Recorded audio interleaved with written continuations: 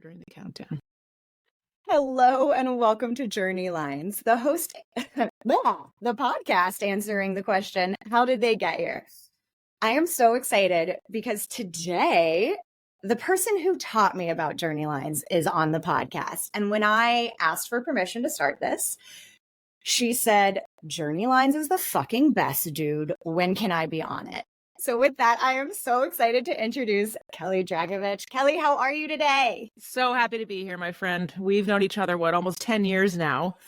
And I've been looking forward to this. I've been listening to your pod. It's been great. And I'm here with my 95-pound Bernese mountain dog at my feet in a tiny space. So perfect. I've got my 85-pound golden doodle right behind him. And 10 years. And I was surprised at some of your journey line plottings. So I'm super excited to dive in. But before we do, what's going on today? Personally, professionally, holistically, what's taking up your time? Yeah, no, everything's great. I'm sure we'll talk about it. I recently I like to call it like my third chapter, maybe. I don't know how many there'll be, but one just turned. It could be any chapter you pick. But I just left Pendo full-time August 1st. So that will mark about 24, almost 25 years straight of being in Bay Area-based tech companies and HR leadership roles. So I am like loving life. I'm waking up between 7 and 7:20 every day, having coffee. I have leaned into kind of coaching, mentoring, advising. So I have a select group of clients I work with, usually mid to senior level HR business leaders. I love it, just sharing all the scars, all the things, working with them. I get a lot of energy from that. And what else? The kids are going back to school tomorrow. I have twin boys. They're almost 14, so they're starting 8th grade and took up hot yoga. I'm sorry, what? That last one is actually the most surprising. For those who don't know, yoga. Kelli has a background in boxing and convinced several teams to go boxing. So yoga, didn't know you were a stretching kind of gal. Yes. Lots of years of making the HR teams box. And, part of the next chapter is moving from, I like to say, beating up the body to preserving it. So I feel like at this age, we should start to do a little bit both. So excited. Yes. All right, pal. Well, let's dive into your journey line. I've got it up on the screen. For our listeners, click on the link below. You can check it out. It's also the cover art. So we start with a successful and loving dysfunctional upbringing. We both have met each other's moms, which is fun. But sure, let's dive in. Let's talk about your childhood and upbringing. Yeah, look, I'm Bay Area, born and bred. I live in St. Carlos still here on the peninsula. They call me a rare native. So, for those of you who know the Bay Area well, we grow up privileged most of the time. We grow up with everything you need, going to good schools, right? I went to great schools, public and private, played sports, had all the resources and a loving family that, was big on being together, responsibility, but every family has their stuff. And my parents had a really tough upbringing, both of them, dysfunctional parents, lots of alcoholism, lots of just bad things that kind of breed, trauma in different ways, communication challenges. And they did a great, I'm very close, we were very close. But I think there was, some dysfunction as far as communication goes, working through emotional issues, right? Being vulnerable, digging into feelings, if you will. I was really close with my grandma, and my mom and her had a really tough relationship ever since, my mom was 17. And so I was in the middle of that a lot. So it's, I'm just being really transparent. There's a lot of wonderful things. And we again, grew up privileged, grew up very successful, high achiever, academics, athletics, but you always have to dig into kind of what's going on in the background, and it influences who you are later and what you value. So that's why I call it successful and loving and a bit dysfunctional. Yeah, totally. It's as soon as you said like communication challenges and kind of being in the middle, I was like, Kelli, really? Because it's so interesting because to your point, like how you have grown your career so thoughtfully with communication being such a center point. Yes, I Yes, as you know, I use journey lines a lot, and I still use them to this day. And what's great about journey lines is you can dye them any color you want, right? Like an Easter egg. You can put any flavor on them. And a lot of times I do this with teams, and I have them plot their journey lines in the way they want, but they talk about their experiences in light of how they show up at work and why they do the things they do and how they behave and what triggers them. And for me, a lot of that was, you know, a need for harmony, a need for authentic communication and squashing things when they're, you know, molehills, not mountains. And that drives a lot of how I've really worked the last 25 years. Incredible. So with that baseline, intensity, responsibility, humor, and loyalty to your people, women after my own heart. I'm hilarious, obviously. And side story, you were the person who once told me that sometimes humor can distract from your messaging. And it was really helpful in my communication and the presence that I show. Similarly, that's how I cover up, you know, all the things. So I'm curious about, this is a little bit higher spot on your journey. We kind of start on the upswing. What does this mean? Yeah, look, I think growing up, I'm the person that still has friends from middle school and elementary school and high school and college. In fact, a group of us are going to Palm Springs the day after tomorrow together. And I think I just say that because the values that have been instilled in me, right? Sometimes it's overly loyal, but I take this into work and personal. That's just how I am. It's like when you say you're going to show up, you show up. When you say you're going to be on time, you be on time. When you say you're going to be there for someone, you be there for someone. And I think for me that carries on to my family. Again, it carries on to work. It's just what I learned is that you achieve, you do what you're going to say. You're there for your family, even if you don't sometimes want to be. You just show up. You get things done. You execute. I mean, we were raised to move forward, right? You didn't nap in our house. You didn't play video games all day long. Like we were working when we were 14. And so that I think ethic for me was expected and instilled into me. And I think I'm learning now in this new chapter that sometimes that's hard too, because I have to like schedule in time to relax.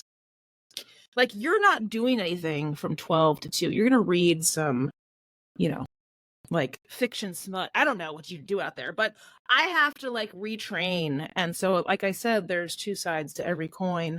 And I've always had perspective. I always love to surround myself with people that enjoy life, that don't take themselves too seriously, that laugh a ton, you know, that are silly. Like I'm not going to go to book clubs on a Friday night and ponder. Like I like to enjoy, you know, the silly, lighter things in life, probably because of the intensity of how I've grown up and worked and all these things since I was really young. So I think that humor for me is just kind of finding the joy and the perspective. And I think laughing solves a lot of things, not to be confused with, you know, being silly or a little off the chain at work, very different things. But I found the best way to connect with people on a human level is laughter a lot of the times. So strong agree. I feel like there's a levity that, especially in people operations roles, that we can bring to conversations or to instances that like reminds everyone, hey, just a moment, take a breath. It's a job, but let's have a little bit of perspective outside of this. I love that. Yeah. So what was your first job when you were 14? Oh my gosh. So I worked at a coffee shop. And I don't think I was supposed to be working there. Like, it was illegal or something. Yeah, I think you were supposed to fill out a lot of paperwork that I'm sure you did not. Yeah, so I worked at a coffee shop. I was 14. I remember it was in the summer, and I didn't know what I was doing. You know what I mean? So that was kind of like the first job. But the first job, I worked at Baskin Robbins. And I mean, HR from the beginning. I was recruiting all my friends. I had 2 of my friends working in there. We still call it BR. And I remember I was 15 years old and they made me a shift lead at 15. And so I'm like telling all these 30-year-olds, hey, we need some chocolate, go in the back, doing this. It was really awkward, but I guess the leadership thing started early. And I was like, Pam, I don't mean to tell you what to do. I know you're about 15 years older, but we need to get out of here. I got to go to school tomorrow. So let's wrap it up and I'll do the floors and you do this. And I was just kind of organizing people. We had a good time. So that Baskin Robbins, I guess, is theoretically my first job. Pam, I got homeroom at 7:30 a.m. Get the chocolate. Yeah. Let's go. Yeah. Love close it. sign early, throw it on 10 minutes before close, turn the thing. Let's go. All right. Well, after your life in God, I would love to see you in customer service roles. What perfection. Yeah. And I didn't like the hat, the visor. And I lied once, left it in the car, said I lost it. She's like, I'll give you a new one. The new one looks worse than the one that's broken in. So then I had to go it was a whole thing. God, you in a polyester uniform. What a delight. But eventually you move on from, scooping ice cream and telling Pam about homeroom. And in 2000, .com bubble kind of pops, super great time. Yeah. You put the despair in finding a job in 2000 with no experience. Yes. You had experience. It was just different. It was just different. But that period was burned into my brain. Like I was pre-med in college for 2 years. So I'm kind of like a science data geek and till organic chemistry when I almost, I think, died and switched to, business and psychology. And I loved it. And I knew initially junior year, I wanted to do something that mixed an appropriate mix, which I didn't know what that meant between business and people together.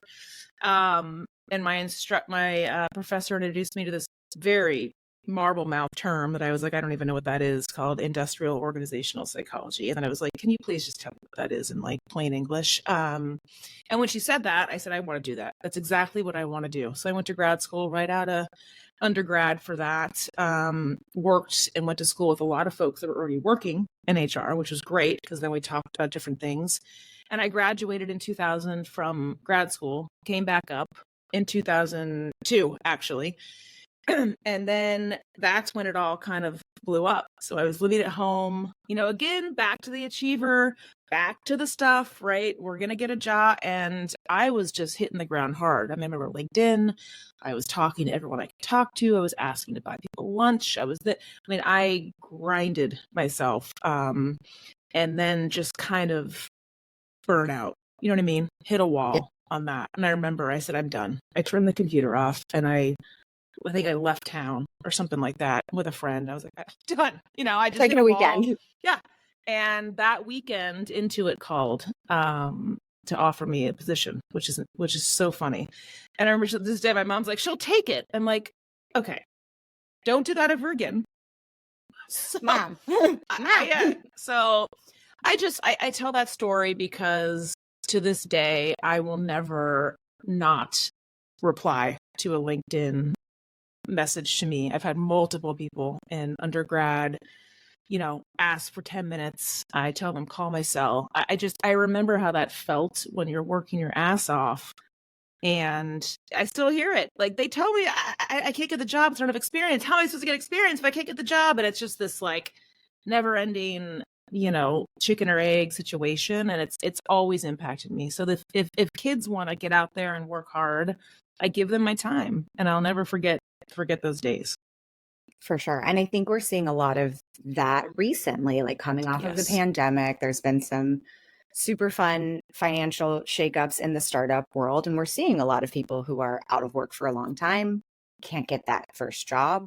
That's right. Do you, like, reflecting on this time in your life, do you have some, like, I don't know, broad swaths of advice for maybe some folks who are just hitting that wall?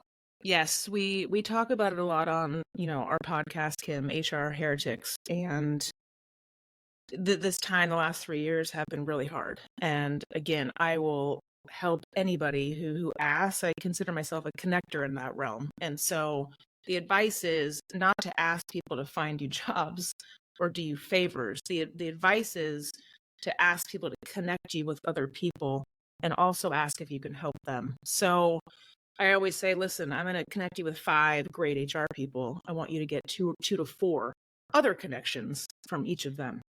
And the second piece of advice I think we talked about on an episode at some point is to start that community early.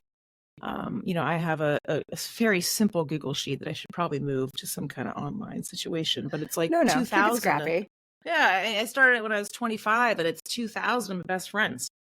And these are like 2000 people organized: exec search, exec consulting, HR leaders, business leaders, and they're people that I don't just wait to talk to when I need something or whatnot. I actually check in with them. I ask what's going on. You put energy out in the universe and it comes back. So I think a lot of people wait till either they need something or they're stuck. And that's the biggest mistake. Oh, strong agree. I feel like that relationship building, even having you as a mentor early in my career, was something I didn't value enough. And like, sure enough, that bit me in the butt. And now I'm spending a whole lot of time going back through and rebuilding those relationships and reaching out, not just to ask for help, but also, how can I support you? How can I celebrate you? Yeah. Amazing. You do it well. You do it well. Oh, too kind. This is about you. So thanks to Mom, you land the job with Intuit, or you accept the job with Intuit. Thanks, Mom. $55,000 a year starting rate. No room for negotiation. I'm like, did you sign the contract too over the phone? Like, where are we at here? You get it? Are my benefits selected? Awesome. Yeah. What are we doing here? So that was wonderful. And then I kind of ache in that on the journey line to the 24 years, so to speak, in tech, marked by a wonderful tornado of joy and, heartbreak and all the things. I mean, I get emotional if I even think about the journeys and the rides and, through the Intuits and the Yahoos and the GitHubs and the Lookers and the Hireds and the like, it's surreal to me. And I'm so grateful for all those experiences and, those have helped me through, but it's been such a ride going through public and private tech in the last 24 years, and the people you meet, the people you help, the people you see grow, like you and others, from when they were babies, so to speak. So that was a lot. I'm happy to dig into anything, but it took a lot out of me. I got married in that time to my first marriage. We were like 25 years old. So we met when we were babies at 23. Had our twin boys in 2011, which was like at the height of my craziness. I think I was at Nook and then GitHub, and they were little, and I was commuting to San Francisco from the peninsula 12 hours a day. And I kind of said, this isn't fair. Like, why does all this hit when you're 32? You got kind of everything hits at once, and then it hopefully stops. But lots of stressors at once at a certain point in your life. And that was really difficult. And I just, thank God at that time, my wife at the time, could stay home, which takes me to a whole nother, topic of being empathetic to parents, especially working parents, single working parents. I still can't sometimes wrap my head around how difficult that is. And I don't think it's something I appreciated as an HR partner. Like, I still don't have kids, but now as an older woman, a lot of my friends do. And what a journey. Like, what a fucking superhero a single parent has to be to work. I don't even know how to comprehend it, Kim. Like we were, one parent was able to stay at home, rare. One parent worked in tech in the most flexible environment you could have. I can't imagine a single parent in a non-flexible environment. And we should do more. So that's a big thing over the years that for me has come true. So, and I'll say it's something that you lived. I remember when we worked together, the advocacy you did in parental programs, whether it was setting up a Slack group with subject matter experts. I think there was like an adoption with Karsten. I think you were twins. Somebody had a sleep training methodology, and it was just a place for new parents to exist in a work environment. Yeah. And just the fear that comes with that. I mean, one of my clients I coached the other week, I mean, she called me and she, was about to get a new job offer at a new company, and they don't know she's pregnant. She's terrified to talk about that, and we talked about Karsten, who got the phone call. We have your baby for adoption. You have to leave work for 4 months. It's like, go. Go like right right now. now. Go. We'll figure it out. I mean, those are things that they imprint on you. And I think, anyway, that's hit me pretty hard over the years.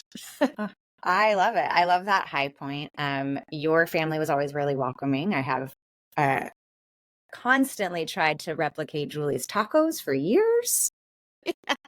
Yeah. Can't do it. But truly, Yeah. I think you bring something to the people operations space to really like forming those connections in those high stress environments, because tech is not always the easiest place to exist. Which maybe you experience because you kind of dip down. And frankly, the hired logo below the line of neutrality was wild to me. I think to your point, like I've seen you do a journey line before, which was different. And of course, time changes and reflections changes. But, you know, that time was so impactful and influential and lovely for me. How could it have been low for anyone else? Yeah. It was hard for me because if I could cut up these logos, right, they would be each top and bottom. Totally. So maybe I should have done that way. Very much this. So the top of the GitHub Octocat should be on the top and the bottom to the bottom, and vice and so on and so on. So again, I'm so grateful for the wonderful tornado across all these companies. And a lot, and it's not just the company and the experience, it's what's going on in your life.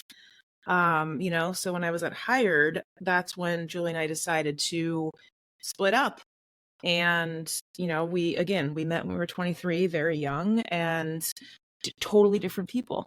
Still loved each other, still best friends, all these things, co-parenting, but it just wasn't right anymore. But trying to go through something like that when your, you know, sons are 5 years old and you're commuting to the city every day as a chief people officer, and you're just trying to, it's insurmountable, the stress that can kind of take. And so that was a really hard time for me in the middle of that.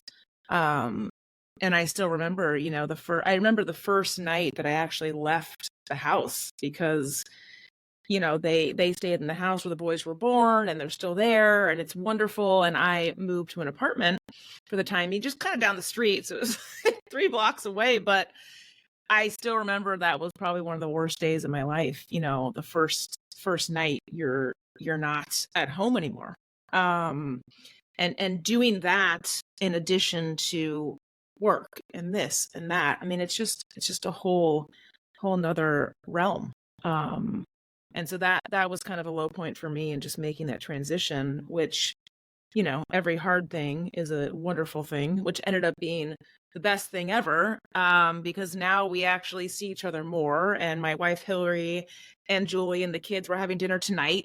They're so happy. Like we call it the modern family, which is why it shoots up in there. And that stuff just doesn't happen. You know, that took 6-7 years of working for that through ups and downs and turbulent times. And people are always telling me, "You're so lucky. How'd you do that?" I mean, it takes work and effort. I mean, now we're back to the beginning, where it's loyalty and it's communication and it's a little bit of humor.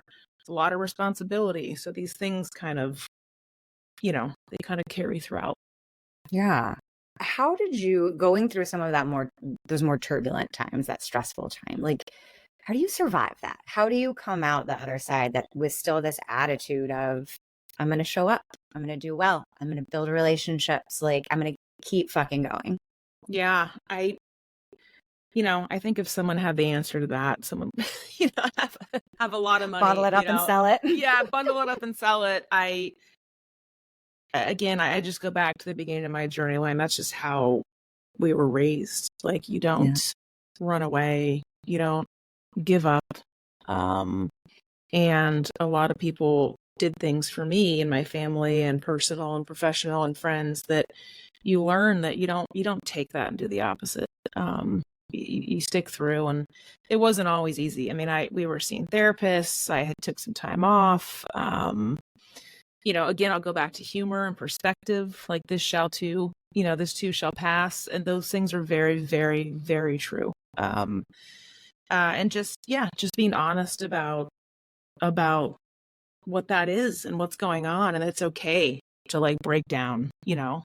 I forgot during this time, out of all of this, I forgot to put on there my dad died, and I got diagnosed with a thyroid cancer. If you remember at Hired, where I got my thyroid No. removed. So in a span of like 18 months, I moved out, I got divorced, my dad died, I had thyroid cancer. Like all that just happened like literally in 2017, 2018. So like totally fine. Everything's fine. Yeah, What the fuck? and it wasn't fine. It was not. But sometimes it's actually helpful to be like, you know what, everything's fine.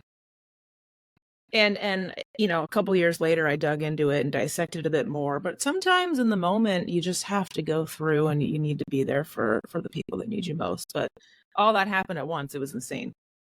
Yeah. Just ride on top of the turbulent waters as far as you can and deal with it later. Yeah. Yeah. Yeah, those were wild times. And still, like, again, outside looking in, like, I don't think it really faltered your career. I don't think there was any cracks that were shown. Like, very much, if you were a duck, you know, cool, calm, and collected on top of the water. So I think it's a great reminder that people can be going through wild things and still find time to, like, again, pour from that emotional cup, give to others. I don't know. That's how I survived turbulent times. So maybe that's what's resonating. Totally. But then the relationships, you know, you build leading up to those really matter. I mean, those credits, right? I mean, Mayhole was the CEO at Hired at the time. He knew everything. I was like, listen, if we had not had a good relationship, if we had not built that trust or that transparency, that would have been really hard. Yeah.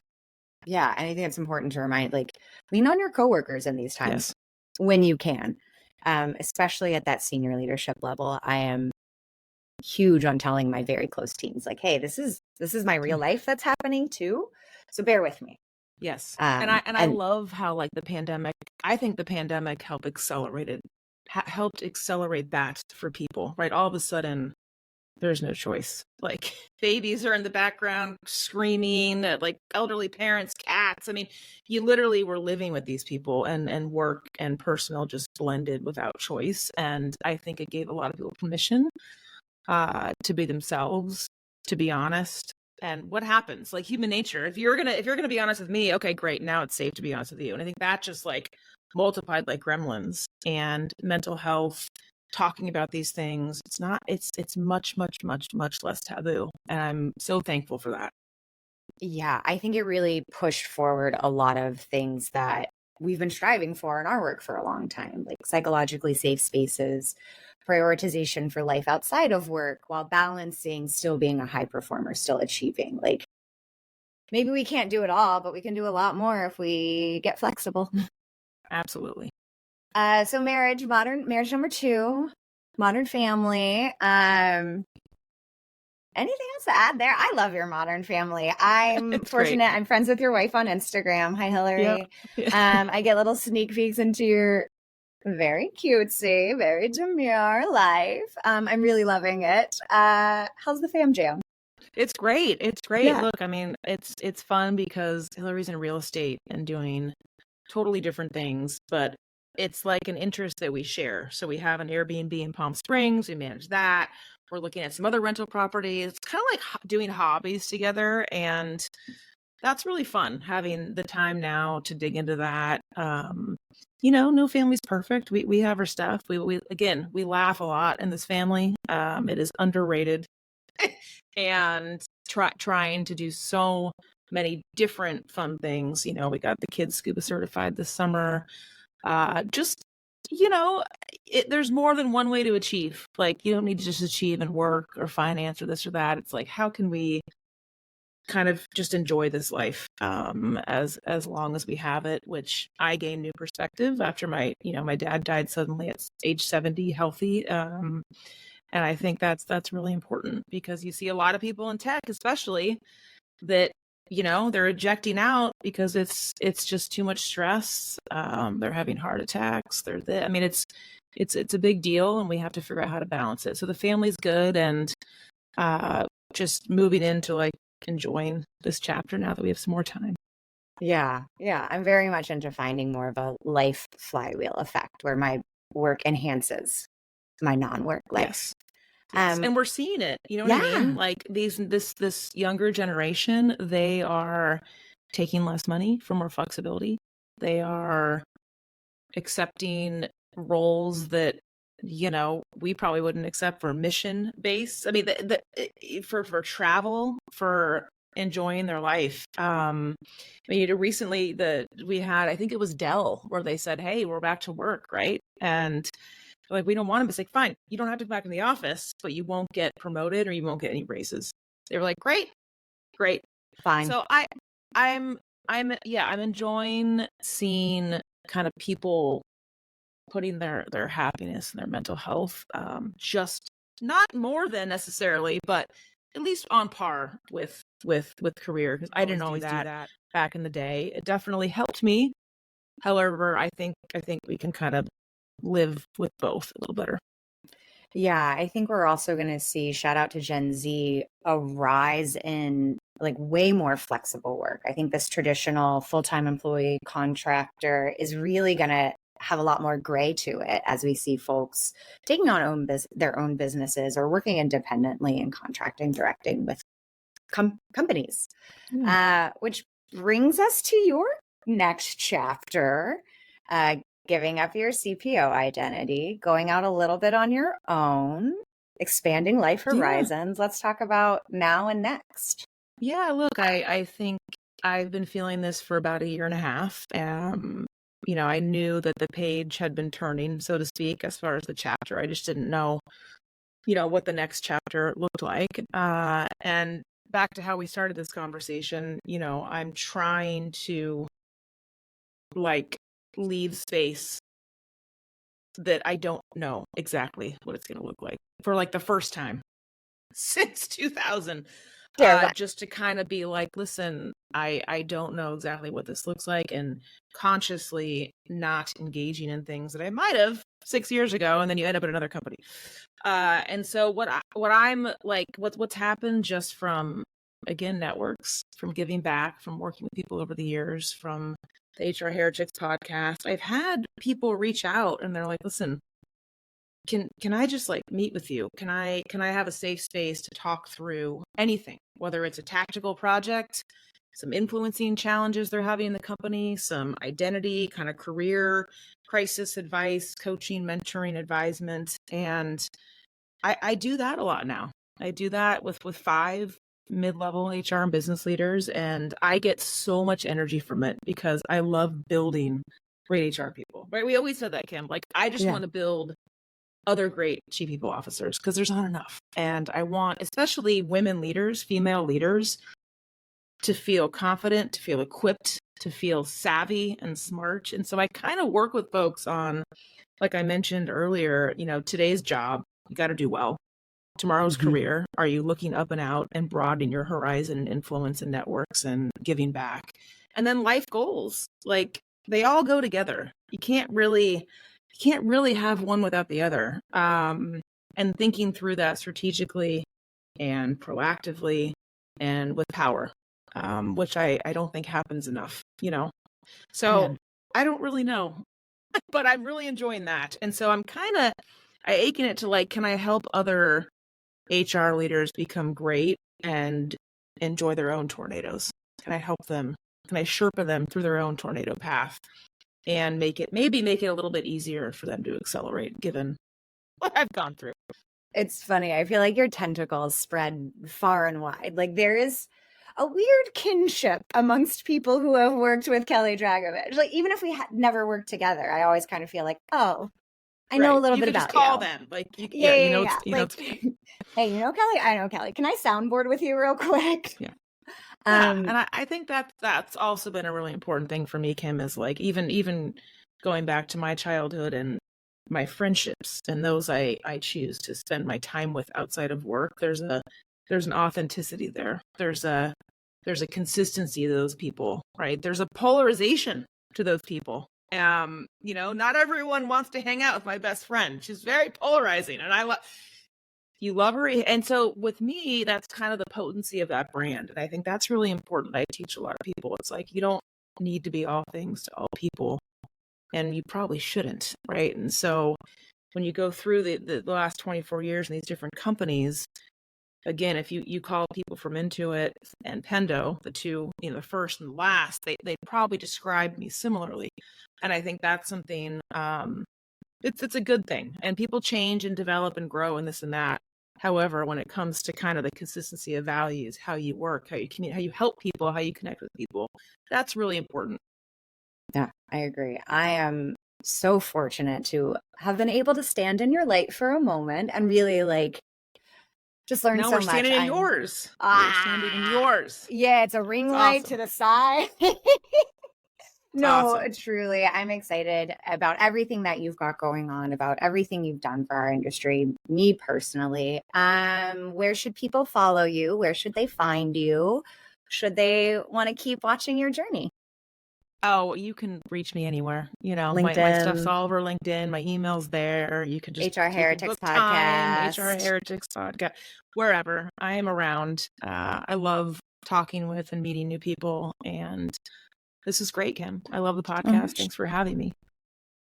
Thanks for putting the seed in my brain for it. Anything we missed? Otherwise, we'll catch everyone next time. Sounds good. Thanks, Kelli. Thanks, everyone. We'll see you next time. Thanks.